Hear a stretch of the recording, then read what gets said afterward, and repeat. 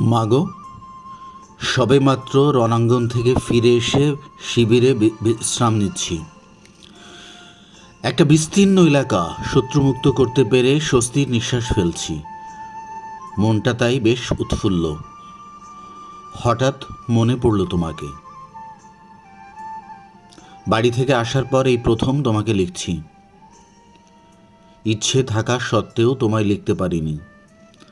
বাংকারে বসে আছি। বাইরে ভীষণ বৃষ্টি হচ্ছে। বৃষ্টি আর বাতাসের শব্দ মিলে একটা চাপা আর্তনাদ ভেসে আসছে। মাগো, আজ মনে পড়ছে বিদায় নেবার বেলায় তোমার করুণ হাসি মুখ। সাদা ধবধবে শাড়িটায় বেশ মানিয়েছিল তোমাকে। সেদিনের পূর্ব দিগন্তের সূর্যটা বেশ লাল মনে হয়েছিল। আমার কি মনে হয়েছিল জানো মা? অসংখ্য বাঙালির রক্তে রঞ্জিত ওই লাল সূর্যটা। ওর প্রতিটা কিরণছটা পৃথিবীর জন্ম দিয়েছে অগ্নি শপথে বলিয়ান, স্বাধীনতার মন্ত্রে দীক্ষিত এক একটা বাঙালি সন্তান। মাগো, তোমার কোলে জন্মে আমি ধন্য। শহীদের রক্তরাঙা পথে তোমার আদুরে ছেলেকে এগিয়ে দিয়েছে।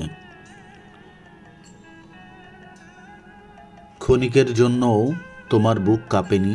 স্নেহের বন্ধন, দেশমাতৃকার ডাক উপেক্ষা করতে পারোনি। মা, তুমি শুনে খুশি হবে যে তোমারই মতো অসংখ্য জননী তাদের স্নেহ ও ভালোবাসার ধন, পুত্র, স্বামী, আত্মীয় সর্বস্ব হারিয়েও শোকে মুহ্যমান হয়নি, বরং স্পাত কঠিন মনোবল নিয়ে আজ অগ্নির শপথে বলিয়ান। মাগো, বাংলার প্রতিটি জননী কি তাদের ছেলেকে দেশের তরে দান করতে পারে না? পারে না মা বোনেরা ভাইয়েদের পাশে এসে দাঁড়াতে?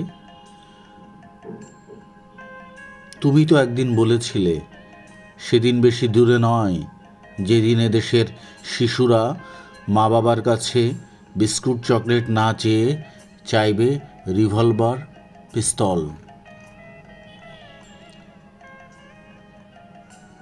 সেদিনের আশায় পথ চেয়ে আছে বাংলার প্রতিটি সন্তান। যেদিন বাংলার স্বাধীনতার সূর্য প্রতিফলিত হবে, অধিকার বঞ্চিত, শোষিত, নিপীড়িত, বুভুক্ষু ৭.৫ কোটি বাঙালির আশা আকাঙ্ক্ষা। যে মনোবল নিয়ে প্রথম তোমা থেকে বিদায় নিয়েছিলাম তা আজ শত গুণে বেড়ে গেছে।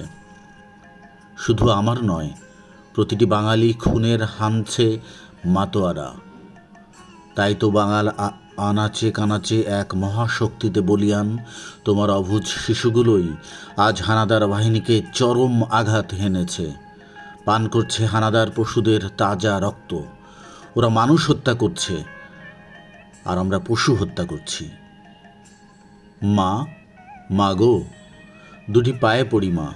তোমার ছেলে ও মেয়েকে দেশ ও জাতির ক্রান্তিলগ্নে ঘরে আটকে রেখো না। ছেড়ে দাও স্বাধীনতার উত্তপ্ত রাজপথে। শহীদ হয়ে অমর হব, গাজী হয়ে তোমারই কোলে ফিরে আসব। মা, মাগো, জয়ী আমরা হবই। দোয়া রেখো। জয় বাংলা। তোমারই দুলাল।